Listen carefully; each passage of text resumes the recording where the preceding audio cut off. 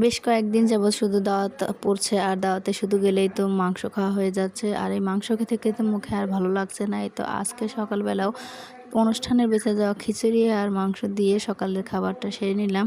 তো একঘেয়েমি খাবার খাওয়া হয়ে যাচ্ছে রোজ রোজ কিন্তু এই মাংস ভাত খেতে একদমই ভালো লাগে না। তাই আজকে একটু চেষ্টা করব অন্যরকম কিছু খেতে। তো কী রান্না করা যায়, কী রান্না করা যায়, এই কথা ভাবতে ভাবতে আমার অর্ধেক সময়টা পার হয়ে যায়। তারপর ভাবতে ভাবতে সকালবেলা প্রথমেই ভাতটা বসিয়ে দিলাম। আর ভাতটা বসিয়ে দিয়েই এই তো নিজের বাগান থেকে বেগুন আনলাম আর পুঁই শাক আলু দিয়ে একটা ছোটো মাছের চচ্চড়ি রান্না করব। এই পুঁই শাকগুলো এনেছে আমার হাতে লাগানো গাছ থেকেই। মাশাল্লাহ, এই পুঁই শাকের চচ্চড়িটা কিন্তু অনেক বেশি মজা হয়ে থাকে। এই তো আমি সব রকমের মশলা দিয়ে এই সবজিগুলো মেখে নেব। তারপরে এই মাছটা আমি দিয়ে আবারও সুন্দর মতো মেখে নেব তরকারিটা। তারপরে আমি চচ্চড়ি রান্না করলে সবসময় এরকম হাতে মেখে চচ্চড়িটা রান্না করার চেষ্টা করি। আবার অনেক সময় আছে তেলে দিয়েও রান্না করি, ওইভাবে অনেকটা বেশি মজা হয়। আবার এরকমই আমার কাছে মনে হয় একটু বেশি টেস্টি হয়।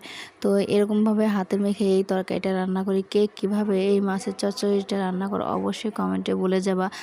আর ভালো লাগলে অবশ্যই লাইক কমেন্ট শেয়ার করে পাশে থাকবা।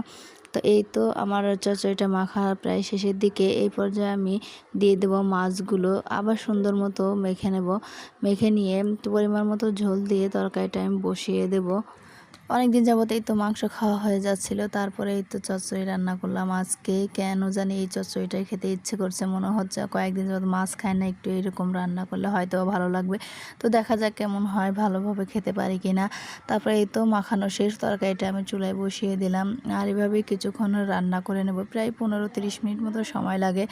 তারপর এই তো প্রায় এখন সেদ্ধ হয়ে গেছে, আরও কমাবো। এই চচ্চড়িটা অনেকে একদম শুকনা করে খায়, কিন্তু আমি আর আমার হাজব্যান্ড একেবারেই শুকনা করে খেতে পারি না। এটা একটু ঝোল ঝোল রসা রসা ভাব রেখে দিই।